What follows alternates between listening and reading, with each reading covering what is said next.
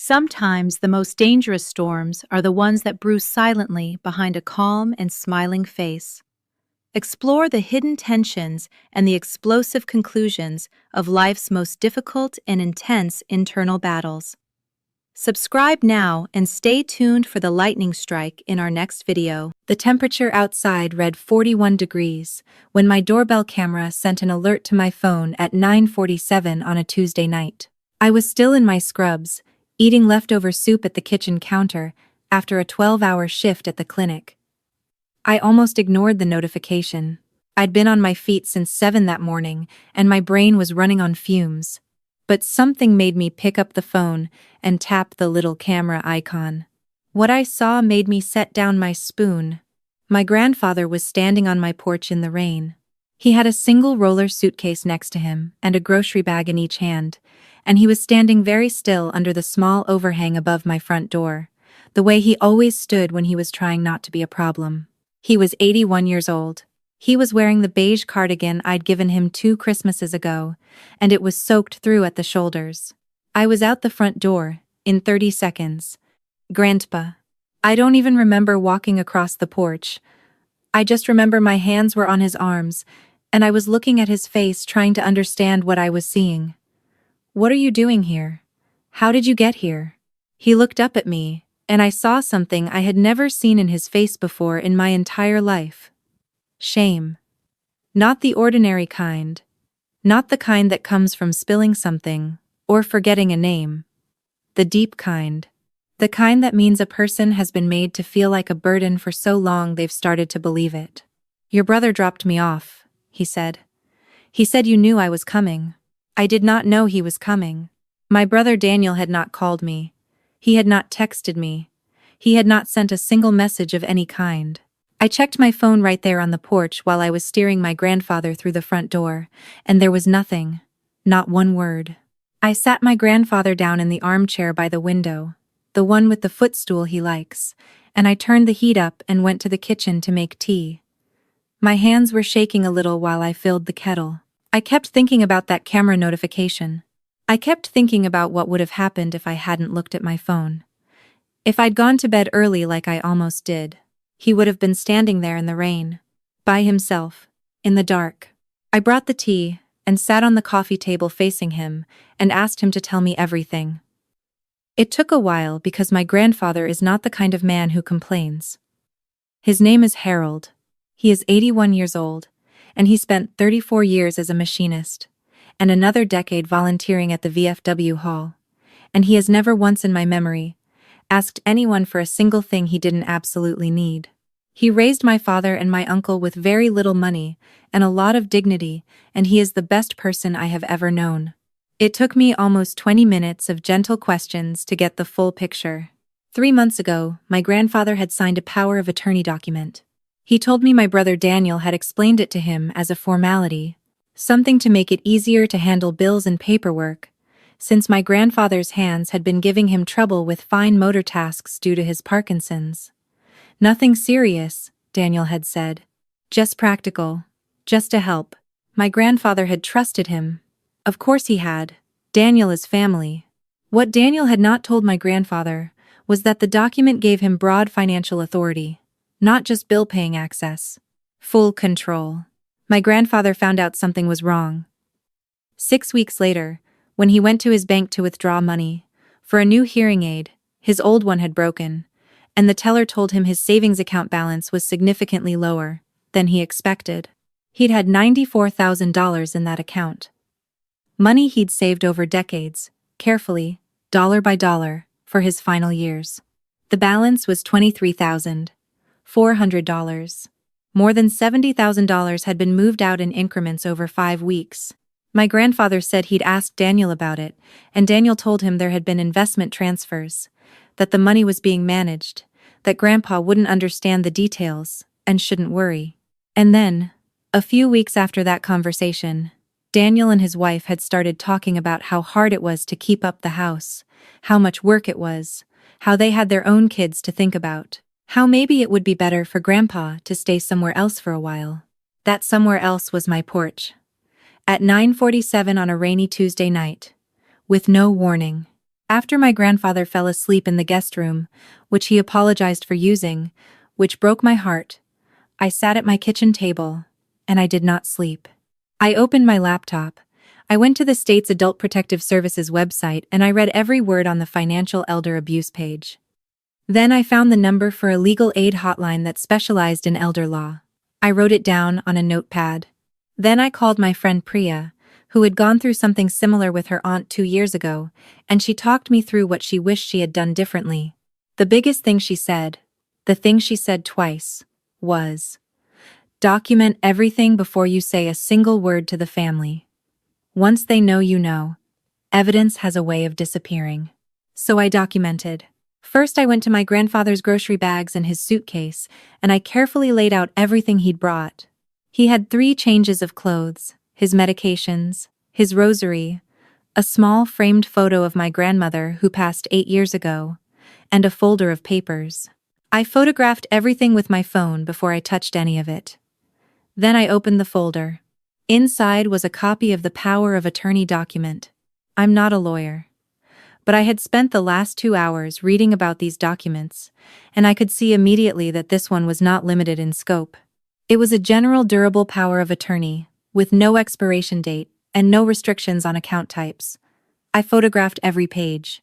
Then I looked at my grandfather's medication bottles. One of his prescriptions had been refilled, only partially a 30-day supply, instead of 90, which meant someone had changed his prescription management without telling him. I photographed those too. At 6 a.m., I called the elder law hotline. A woman named Patricia answered, which surprised me, because I expected voicemail. I told her the situation in a calm, factual voice. She told me to do 3 things that morning. File a report with Adult Protective Services, call my grandfather's bank to place a flag on the account, and get my grandfather seen by his primary care physician to establish a current cognitive assessment on the record. She also said something that I wrote down word for word. The signature on that power of attorney could potentially be challenged if your grandfather was not fully informed of its scope at the time of signing, especially given a documented neurological condition. Get a lawyer. By 8 a.m., I had filed the APS report online. By 8:30, I had called my grandfather's bank. The woman I spoke to, once I explained the situation, transferred me to their elder financial abuse team. I hadn't even known that was a department that existed, and within an hour they had placed a temporary freeze on the account, pending an investigation. My grandfather woke up around 9 and found me at the kitchen table with my laptop and my notepad and about 400 browser tabs open. He looked at the table and then at me, and he said, very quietly, "You're doing something, aren't you?" "Yes," I said. He sat down across from me. He wrapped both hands around the coffee mug I put in front of him. He looked out the window for a moment. Then he said, "I didn't want to be a burden to anyone. That's why I just went along with everything. I thought I was being easy."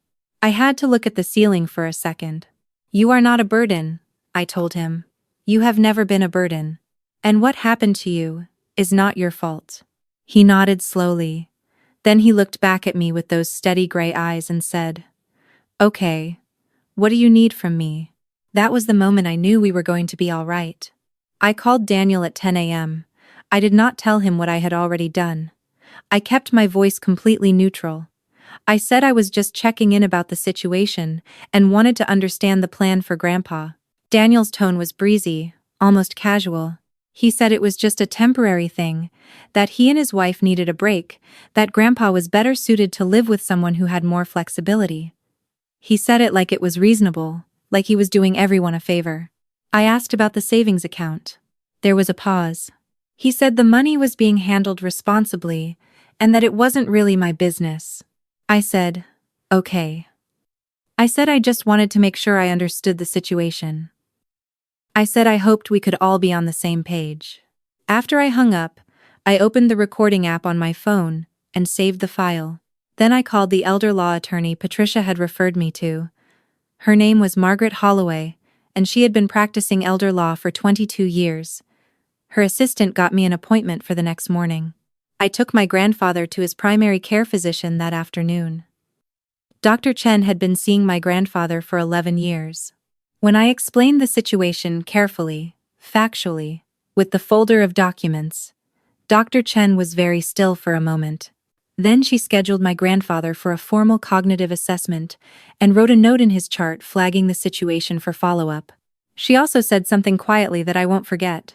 His cognition is intact. He is fully capable of making his own decisions. Anyone who told him otherwise was not being truthful. His cognition was intact. He understood everything that had been done to him. He had just been too trusting to believe his own family would take advantage of him.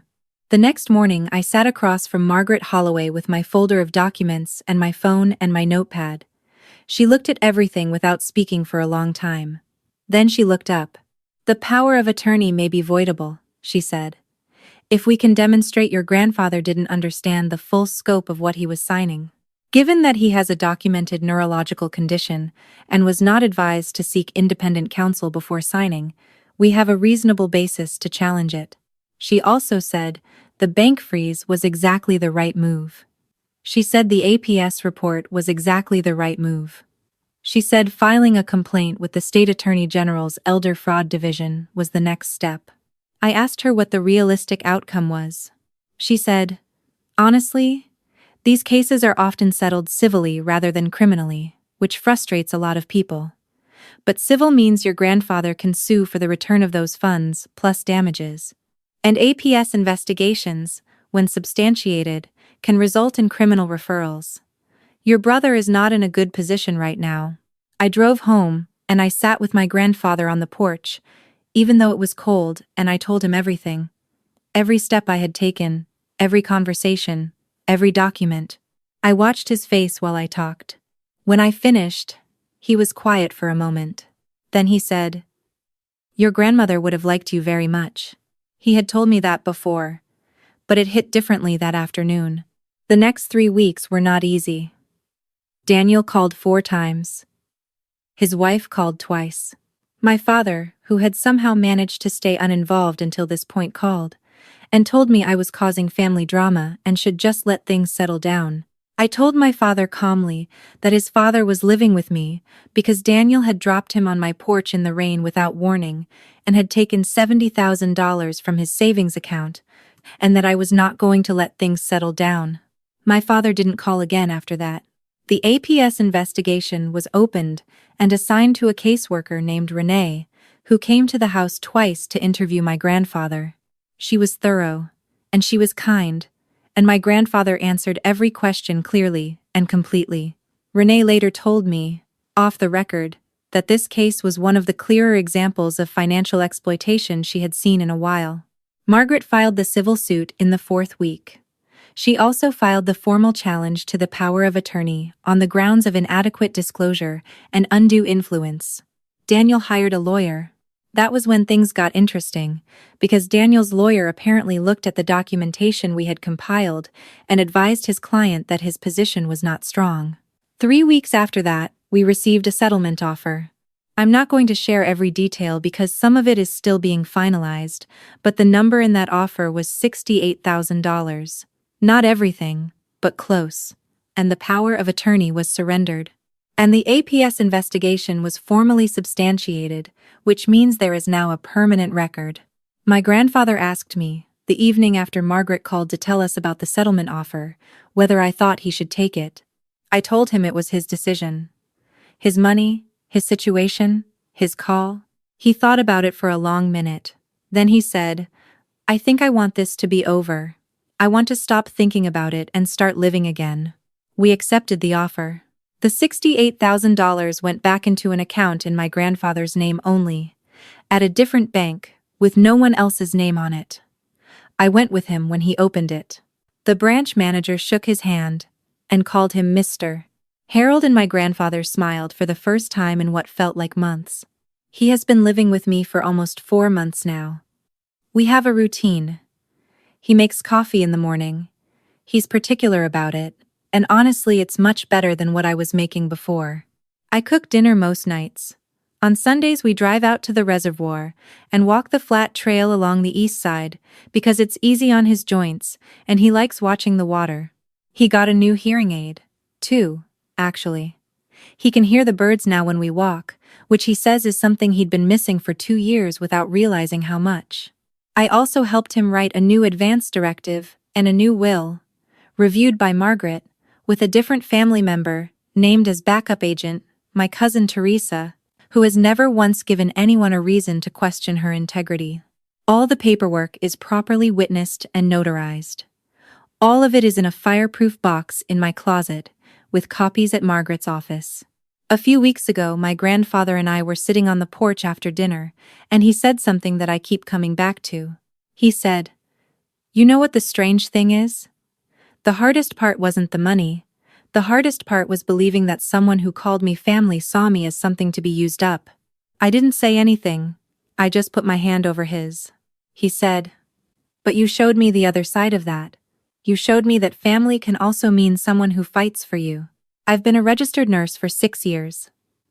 I have held the hands of strangers on their worst days.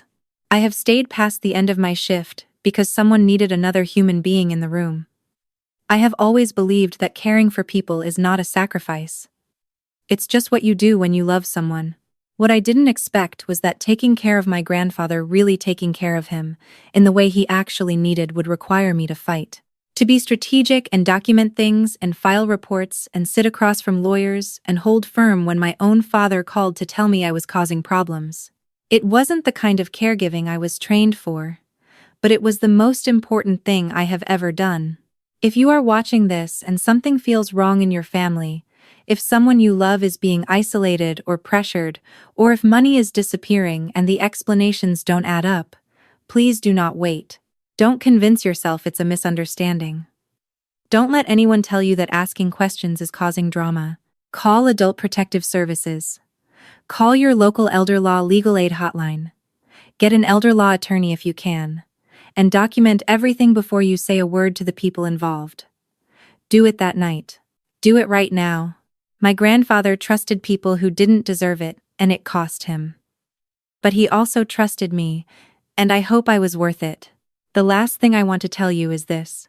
The night he arrived at my door, after I got him settled and brought him tea, and watched him fall asleep in the guest room, I went back and looked at that doorbell camera notification again. The timestamp said I'd viewed it 43 seconds after it came through. 43 seconds. That's how close it was to him standing alone in the rain for God knows how long.